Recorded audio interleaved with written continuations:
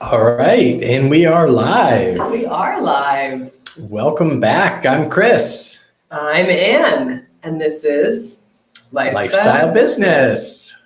And we have a great show for you today. I'm a little distracted. Just check in, make sure that we actually have a show today.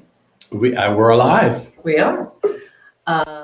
There we go. Ed's going to be joining us in a couple of seconds. So we are excited to welcome to the show Launchpad Newark member Ed Carey, the founder and CEO of Audiencetown. He's going to join us shortly to talk about how Audiencetown is turning the real estate advertising and marketing industry on its head through its custom-built platform and how their proprietary data is revealing the biggest upcoming trends in U.S. real estate. I mean, this is going to be a real estate hot topic today. Hot. We were in Nashville. We were. Talk about hot real estate. Hot real estate. Wow. We just got back from Nashville, and it was so fun. I mean, we were there for 2 days. It was a little discombobulating. We actually went to a bar. I had to drag this one off Broadway, seeing live music. She wouldn't leave. All the bands. It was so crazy. It was like live music. Yeah. And it was fun. It was super fun. Lively, but Yeah. it was such a weird snapback, and we got to see all our favorites. So we got to spend some time with the EC with Clark and Sarah Mason, former community manager of Launchpad. We saw her at WeWork. Don't tell anyone. And we had a great time. We met up with our whole team, our members, all the AGD, our sort of team. anchor member in the Nashville office. Of course, Scott was there for us, Yeah. which is so fun and so amazing. Anyway, so it was a great visit to Nashville, but it was also very interesting. Ever since we've been going to Nashville, it's been like skyscrapers and cranes everywhere. I mean, how many times did I tell people, I said we should have bought a house when we opened Launchpad Nashville? What is that, 4 years ago? 4 years ago. Every time we saw someone. We should be playing the market. Remember when every single time. And I do remember that we would walk to Moss Tacos and we were like, we should just buy a house on this street. And people would be like, it's hot enough. You can't afford it. It's really getting hot. And now that peak is in the rearview mirror, and it's really hot. Apparently last month they had on average 32 offers for on houses in East Nashville. 32 for one house, which is, that's a sign of a hot market. Mm-hmm. So that was pretty exciting. And, it's cool. It's like we've always talked about momentum markets. And Nashville has always been that, but it's realizing its dream. Yeah, I mean, the big buzz around town was that Oracle is relocating their headquarters there. Lots of... It's so funny. It's like so much excitement about it. They're like, I'm not going to bother to Airbnb my place. I'm going to give it away I'm going to get one of those Oracle folks, and they're going to need some like long-term rentals. Long-term rental was the hot. Furnished long-term was hot. Right? But you know what Nashville has definitely accomplished. A lot of cities, mid-market cities, are like, okay, we're going to be the new Austin or the augment to San Francisco as people are relocating their headquarters, second headquarters, Amazon HQ2, that kind of thing. But that is truly happening over in the time that we've been in Nashville. Yeah. A lot of companies have opened second headquarters. Oracle's moving their headquarters there. It's amazing I don't know how if they're moving their headquarters there, but they're putting a large development. Yeah, they are. But I mean, it makes sense, right?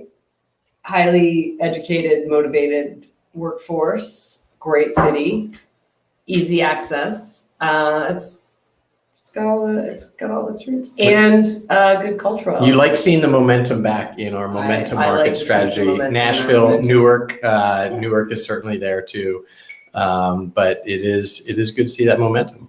All right, well, let's get going. Nobody wants to hear us yammer on about our 2 days in Nashville. All right, I'm going to bring Ed in while you introduce him. For those of you watching for the Harper update, the exciting thing that happened in Nashville was we left Harper at home. We left her at home, and she said, "I want." What did she say? Cowboy shoes, cowboy shirt, cowboy hat. Yeah. So we delivered on the shoes and the hat, and not the hat, but next, always time for next. So let's get going. Hi, Ed. Give me a second to introduce you, and then we'll start chatting.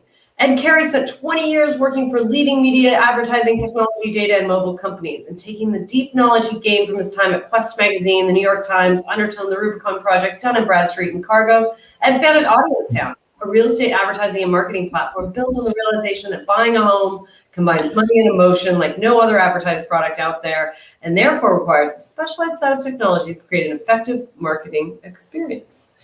And now to tell us more about that is founder and CEO of Audience Town, Ed. Hey, you're right, Ed. How are you? It is so true. Buying a house is like, you have to do it in about a 3-hour window. There's a forced timeline. It's a huge amount of money that you've never done, and it's like a blind process. It is sort of archaic. We spend more time shopping for a pair of shoes than we do a house. So talk to us a little bit about it. Hey, Chris. Hey. Yeah. Hopefully you can hear me okay. Yeah, we can. Yeah. Welcome. Okay. Thanks for having me, and thanks for the introduction. That was fun to hear the company and my resume explained back to me. Always a little surreal. Well, hey, listen, I think, hearing you sort of open the broadcast and then talk about the moving experience are all issues that we think and talk a lot about. And I think in many respects, real estate and moving has even changed since we launched the business in 2018. It's one of the industries in the United States and elsewhere that is big and hard and essential, along with education and healthcare, that is, still really antiquated in many respects from, how people sort of experience the process or the purchase. So the hardest things come last, right? We figured out, how to automate shopping. We automated the stock market, but we haven't conquered education or real estate or healthcare. So, things like COVID accelerate it. And you were talking about Nashville and the momentum markets, and of course Newark, which has been our launch pad base since the time we launched 2018. It's so true. One of the terms that we like to paraphrase is that you now have Zoom cities, and Zoom jobs. Zoom has become this sort of proverbial now adverb for the kind of life and job we have, and so much is changing. And like you're aware, where we live is very much determined by where we work, and those two, I guess, partially somewhat sort of segregated types of asset classes now have a lot more to do with each other than ever before. And of course, you're way ahead of that issue, but I think people are experiencing it in their own lives now and starting to realize, like, I actually have choice about, where to live. Where do I want to live? Do I want a house? Do I want a yard? Do I not want to live anywhere? And so it's a really exciting time to be thinking about these issues. And we, our company is it's really an advertising and marketing platform that uses a lot of data about consumers to predict who's going to move and where they want to move and why they want to move, and then we can serve them property ads that are relevant and helps them to make up their mind about where to live. And so it's our job to try to understand where people are living in the future, so that we can say, hey, if you live in, if you work for Oracle in the Peninsula, and you're being relocated to their Nashville office, like, we're going to try to know that, and then show you all the great condos in Nashville to move to. So that we try to make it our business to know who's moving and why. So it's a fun topic, and I've been fascinated to learn more about people just through where they want to live and where they want to work. Yeah, and tell us, what is some of the data telling you in terms of like the biggest trends in remote work and where people are changing? Yeah, sure. I'm happy to share sort of what the trends have been, a little bit about what our data says the trends will be. But I tell you, it's a $31 trillion question to know, what the future is. That's the size of the residential real estate market in the U.S., by the way. Commercial's another 15 trillion. So these are the biggest industry in the United States and the world. Some of what seems true to all of us, either experiencing it or feeling it, is that we do have a choice of where to work and live now. I think it's still being sorted out. What things will be like in the fall, but more than ever, big companies are recognizing that they can still be productive with people working remotely to an extent.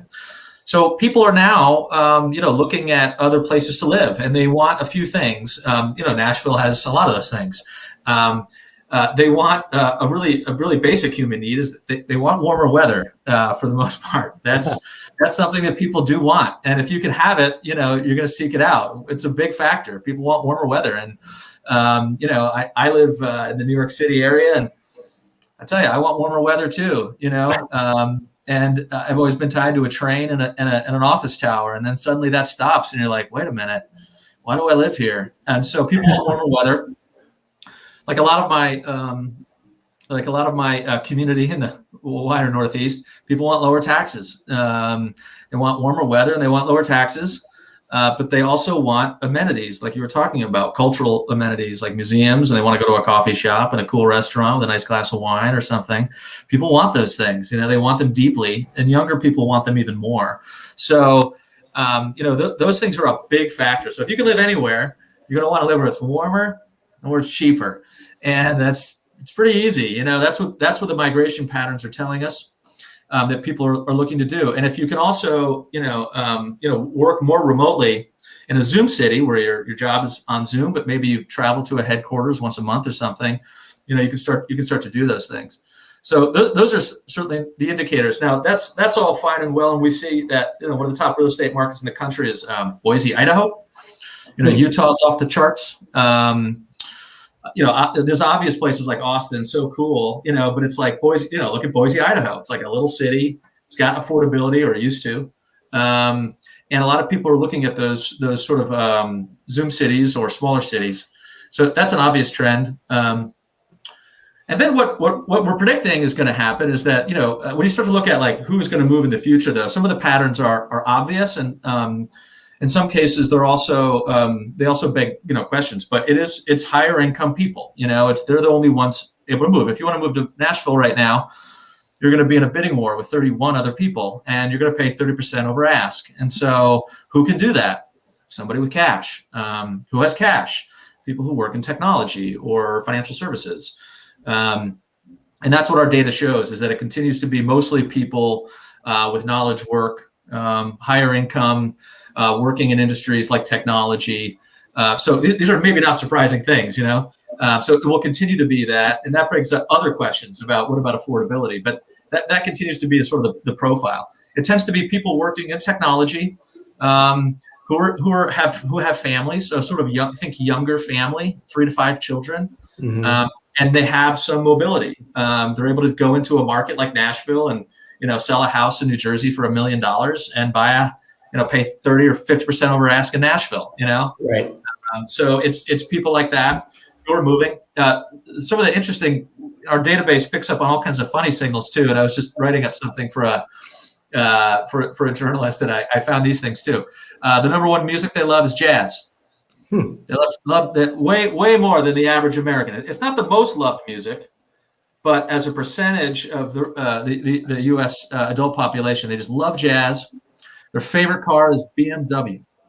Huh. You see where I'm going with this? Yeah. They love running on an index. So they're 40% more likely to be runners and 10% less likely to be hunters. See where I'm going with this? Now, hunters, people who hunt for recreational activity, it's still really the U.S. population's favorite activity. Like athletic activity, I guess you could call it that. Running is less so, but the thing that people who are moving in the next 6 months, what they love to do more than anything, they love to run more than anything. So you sort of get a profile here of a kind of high income, sort of larger family moving around with a sense of mobility and maybe liquidity in order to sort of go into these markets, buy a bigger home. It's interesting. So is it like late millennial or sorry, early millennial or late Gen X, basically. Yeah, that's right. It's people in their late 30s and 40s. So, the problem, yeah, that's exactly right. And that's interesting because, they also have homes, and you pointed out that, which is like the transfer price of selling my house in, say, San Francisco and buying a house in Nashville is significant. I have a lot more buying power. But if you are younger and you don't have a home and you've been prevented from entering the housing market because of the last sort of cycles that we've seen, are you seeing that demographic is going to different cities and maybe truly lower price cities? Or how is that shaking out? Yeah, they're at a disadvantage if they're renting. So millennials are the biggest population, and millennials, if you don't mind me saying, they're older than we think. Those of us in our I know they're catching up. Family years.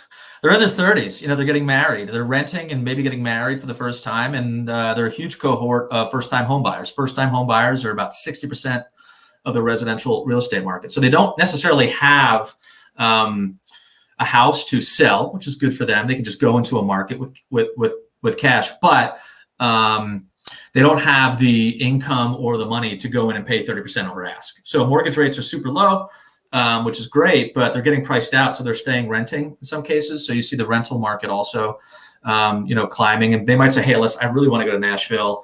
Can't, the family people with, the 42-year-old with 4 kids is pricing me out. But I can get a sick apartment with a pool and a basketball court. I don't have any kids yet, so this works for me." So they're doing things like that for the most part. Again, broad generalizations, but yeah, they're not as interested in home ownership either.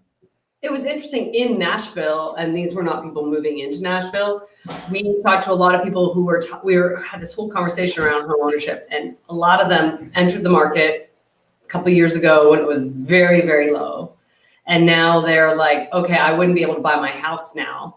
But I'm going to sort of move to a new location. They're trading up. They're trying to trade up, which is great, right? Like that's sort of the dream of home ownership. So some of these markets that are seeing appreciation, but it's hard to enter that market. And then we're also seeing Airbnb.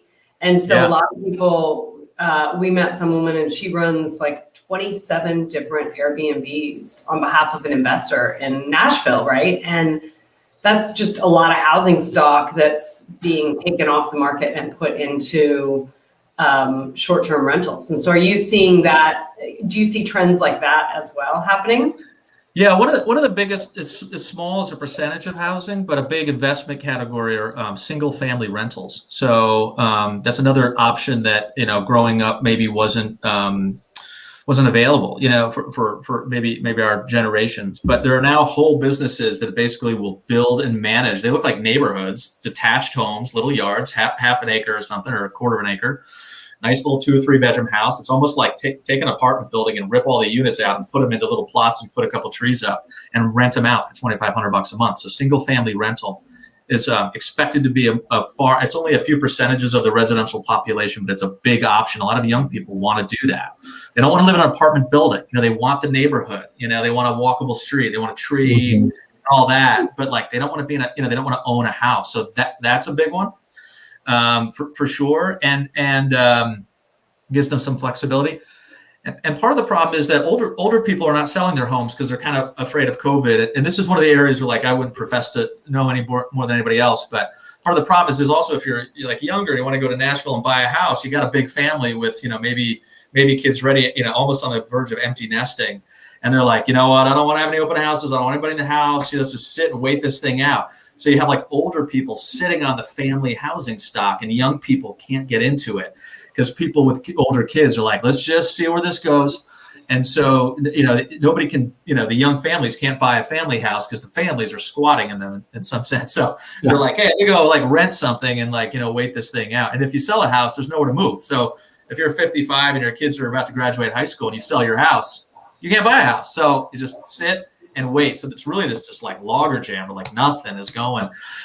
So that's sort of the disruption happening right now. And if you're someone trying to buy or sell or anything, you're gonna have a hard time doing it. And it's a problem because there's really a housing crisis in the country. People don't realize that we're about 5 million units short of what we need to house all of our citizens.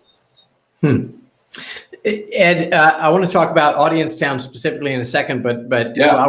On the housing market trends and looking into the crystal ball here, where do you think, we sort of have talked a lot on the show about COVID, obviously, and sort of this, it's one of those situations where, everybody has gone through this great reset, together, and everybody, if you haven't looked at your life over the last 12 months, 18 months and said, okay, where do I want to be? What do I want my future to be? Do I want warmer weather? Do I want a yard? Everything you're sort of talking about your mobility. But it does seem like people are going, picking up and moving to different parts of the country. I'm curious about what your thoughts are on, New York, San Francisco, some of the, trends that 5 years ago, we used to say everybody wants to be in a city. Everybody wants to be downtown. Everybody wants everything to be walkable. Is that going to open up more capacity in, traditional high-rise and apartment living that maybe some of the younger population will now's my shot to get into the city. The rents are down. It may not be home ownership, but what do you see, with this great reshuffling, some of the other trends, that are going to happen, looking into that proverbial crystal ball? Yeah. All right. In the crystal ball, here's what happens. You're right. Young people continue to flock to cities, and companies keep offices with hotel desks available for them to work in. Little bit older people starting families, they will get out of the city, and a lot of retail will follow them from the cities into their house. So the gym will go from city retail location into the basement of that person. Your Peloton and right. stuff. Yeah. All those things, your gym, your office, maybe your school. A lot of these other sort of retail physical locations move into your home. So you need a bigger home. And that's been certainly the trend as far as COVID has gone. Whether that continues, we'll see. But I think that's the big one. Cities remain hubs for young people. Affordability will increase, meaning it'll be more affordable to live in cities. Young people will want that, and companies will let them work there. And then you'll see cities remain certainly places where maybe executives work, maybe they're meeting spaces. But I think you're going to start to see things sort of along those lines. I was on a big video call with a bunch of investors, professional investors, the other day, watching them all pitch, and they're just all over the place. They're in Utah, Miami. I mean, nobody is where you think they were. And this is like a professional class of investor. None of these people are in a city, and I don't think they're going to want to go back. I think they're going to experience what I've experienced, where you sort of go in and out of a city, and you're like, hey, this kind of sucks. I forgot how much this kind of sucks. And so, you're going to want to stay there, work from home, travel a little bit, cities stay vibrant, more affordable. And then for people who want to have those amenities, they'll seek out smaller cities. So that's kind of it. But homes are going to get bigger. It's just, I don't know who can afford them, wealthy people. So. Right. So that, brings up another trend. How do we solve, the affordable housing crisis? I mean, I think, the trends of, housing stock that, traditionally might have been lower income, and now, people are coming in and scooping it up, and, gentrification trends and that sort of thing is a problem, but then also just continued, development and, making sure that there's, affordable housing across the country. Cause that's where the lower end is where a lot of the housing crisis is, right? Totally. That's exactly right. Well, I guess there's like two buckets of answers to that. One are the big external things like policy. Where can you build? What land is for sale? How do you get over not in my backyard, the NIMBY issues, regulation around building? There's obviously things like cost of lumber, which has to do with trade with Canada. And so there's things like that. What's to me is super compelling and interesting is actually like the housing product itself that could solve a lot of this stuff. So on the other, there's really cool stuff that builders like Lennar, the major builder, are starting to do, which is like multi-generational housing product. So, it's like, hey, why does my family live in Florida and I live here? Like, why don't we what if there was a house where we could like all live together, and like dad has an office, and mom has her office, and like mother-in-law lives over there, and it's all comfortable and commodious. So like the housing product gets interesting. There's like new business models of companies I'm going to forget the name of it right now. I think it's Common is one. And they're basically like ways for young people mostly, because I don't think we do it, but to like live together. So co-living arrangements through apps and stuff. Airbnb just did a big deal with a multifamily company called RealPage. So, if you really think about that, like you're not going to Airbnb for a night or 3 nights. They're going to like go to Airbnb and get an apartment for like 4 months.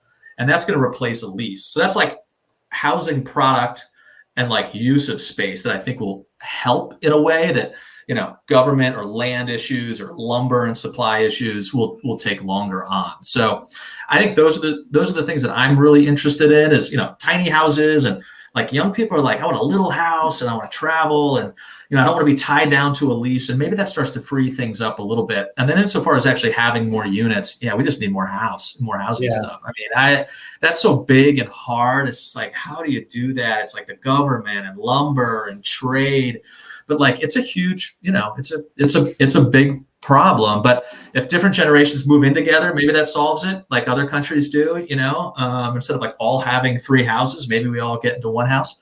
Right. So things like that, I think, interest me for the future of like, how big does a house have to be, and what does it need to do? We talked to some people, and we're hearing people who, want to, it's hard for them to decide where they want to live. They want to live part of the year. Well, I mean, Miami tech scene, we'll see what happens to all the New Yorkers and people from San Francisco when it hits July in Miami, right? They probably want to live down there in February, and back in, Hudson Valley and in the Hamptons and I think they'll be fine in June and July. But the whole digital nomad, like Zoom City and like everything you're talking about, those trends, those speak to increased flexibility where people, especially if you're thinking about taxes and you're like, okay, let me balance between these 2 markets and optimize some things. More people actually are not going to live anywhere all the time. Would be another trend to watch. That's right. You just Airbnb around. It's 4 months here, 6 months there. And then you start having kids, and that changes things. But even so, the idea of just like constant mobility, I think that is the big trend to watch. I mean, I think there's the idea of like if Airbnb could just took over all of the empty apartments, or in New York City where there's a lot of surplus, especially of luxury, like it just becomes more like hotel living. And there's a great book out, Rethinking Real Estate by Dror Poleg. And he's basically like a hotel and a condo are the same exact thing. It's just how they're packaged and marketed. So if you kind of like get in your head, you're like, oh, I guess that's right. Like condo, 12-month lease, sign a thing. Marriott, sign a piece of paper, go for a night. It's kind of the same sort of thing. Yeah. And then actually hotels used to just be condos, and they went from like 1 night to a week to a month. They became a condo over a few decades. And now we're kind of like going in reverse. We're like, condos will be hotels and hotels will be condos. That stuff starts to blow your mind, but it gets to the idea of that, like how we use, property is going to just change in ways that we can't even realize now. I think that's so interesting is that there seems to be this shift, and we talked about it before COVID, right? Around, first of all, people wanting to move out of the suburbs and back into the city for this generation of population, right? And that makes a lot of sense because you talk about all of the cultural elements and the food and the walkability and a lot of things that when you're, locked in your suburban development is not interesting. And then COVID hits and you're like, we actually just talked to that couple who moved from Brooklyn to Oakland or San Francisco. They were going to buy a place in Oakland. They were priced out and they ended up in like a very suburban part of Northern California. And I was like, whoa, how did that happen? And they were like, I mean, we needed a house with a yard. We've got a kid. And so it was interesting because that need for more space kind of changed the trend that was moving into the city. Are you seeing trends start to pop up that like more sort of those smaller cities are starting to happen, which maybe don't have as much of like the suburban sprawl, but they also don't have that like high density downtown? Well, I think there's the sort of a couple of things is there's sort of the smaller cities like we talked about, the obvious ones, Austin, but then that starts to turn into Boise. People wouldn't think Boise, but Boise is one of the hottest real estate markets in the country, and there's spillover from there. So there's like those cities below that city. I think you'd almost look at, I think there's, I had someone call me and ask me about like the Rust Belt cities, like the Rust Belt cities, like post-industrial cities are moving at a different pace than like some of these Sun Belt cities, And I know you have locations in all of those probably, so you might see differences there too. But like exurbs are, are hot again, places that are 2 or 3 hours away from a city. So, you can, because your house has your gym and your school and your office in it, and you can, once a week go to your Zoom city. You Zoom Monday through, Monday and Tuesday, and then you go to your Zoom city. Now you actually can live in nature, right? You can live with yes. Space. Yeah, and people want that, and they want a pool and all that stuff. So I think it does depend. I think there are some cities that are not having a resurgence, like might have been expected. And then you also have states who are just paying people cash to move there, like Vermont. Vermont will give you 10 grand just to move there, and I think other states are doing that too. So I don't know what like the third tier city is, but my guess is people will go there because people got to live somewhere. You can look at these. Why do people live in the desert? Why do people live on the ocean? Like, people have to live somewhere. We don't have enough housing. So you think people aren't going to go there? They're going to go there. If there's something that they can connect to culturally or office amenities. That's amazing. So tell us a little bit about Audience Town and the product, and give the audience a sense of what it is and how they can interact with it. Yeah, sure. So we're a vertical advertising platform and data management company for the real estate, moving, and home categories. So we're really a B2B software company. The team is comprised of people who have worked in digital media and advertising technology and digital ads for a long time, working with really big consumer brands and big media companies. And a couple of years ago, I thought, wow, I've learned so much about online advertising, and I've watched how consumers have really moved their lives online. One day I should start a company in a really big industry that hasn't used all these cool tools yet. And then my wife became a real estate agent many years ago and started teaching me that, how they would do their online marketing. And it was really behind. And I met with a few people in real estate. I sort of observed that, or I learned, I should say, that real estate is unlike any other consumer product. You were just mentioning that it takes a long time to consider it. It's very expensive to purchase. It's an essential item. It's highly emotional, stressful, but also exciting. And there really, in the world of sort of digital marketing and advertising, there really wasn't a company that had really mastered that sort of consumer journey.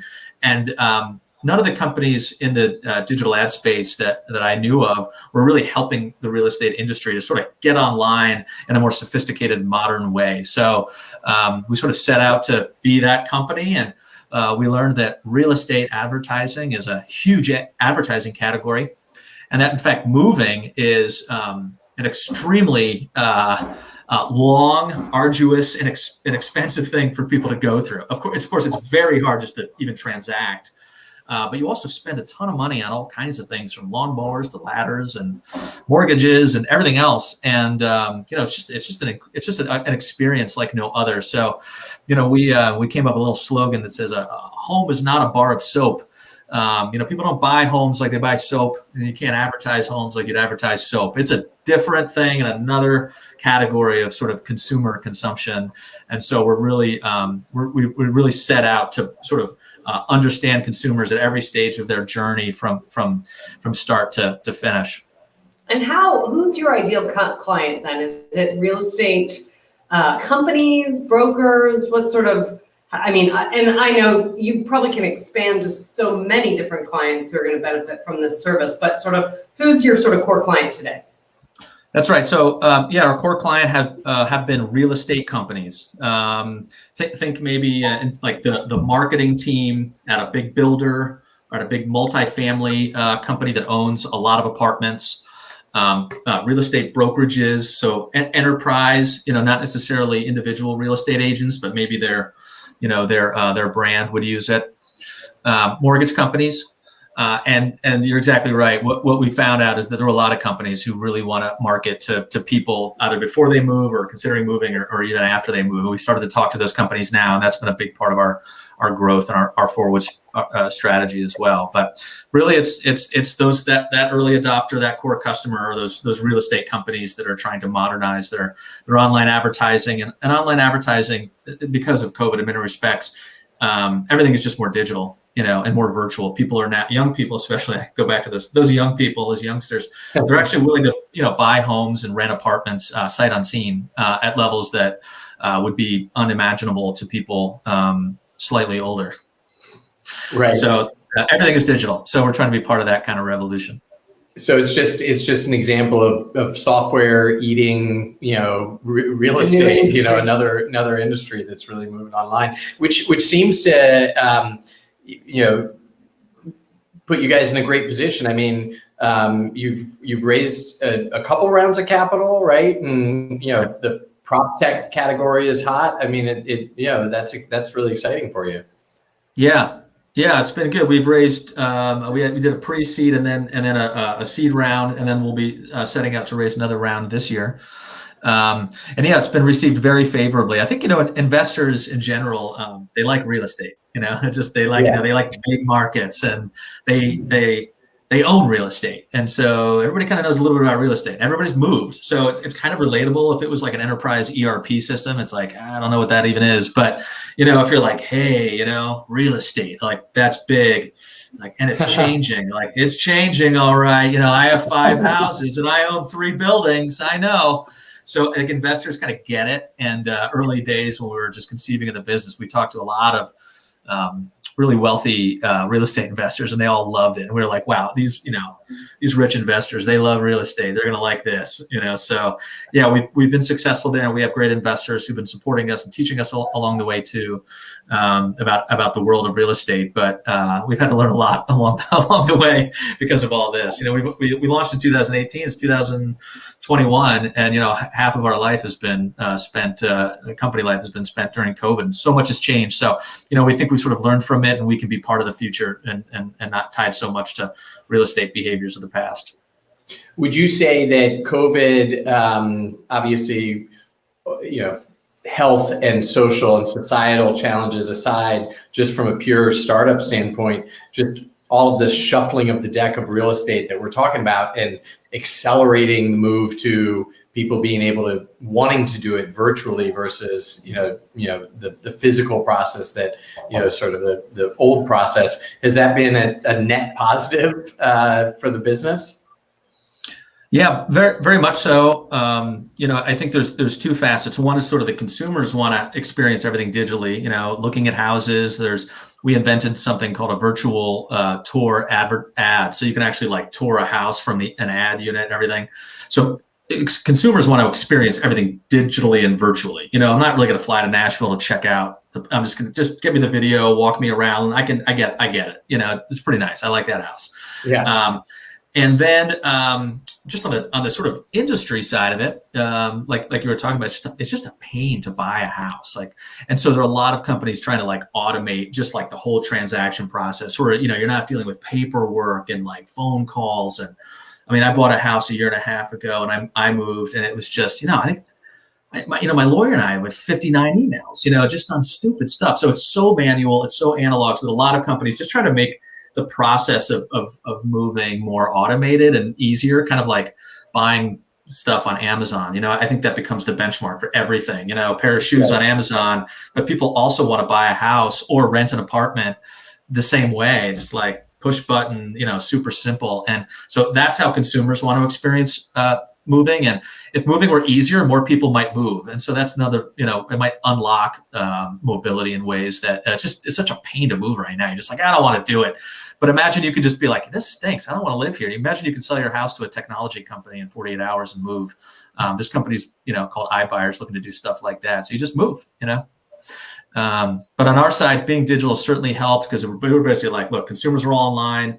They're consuming more internet media even before COVID. It's startling, but the average American spends like 11 hours a day with content. I mean, it's scary, but it's true. I mean, we're on it right now. We're on a screen.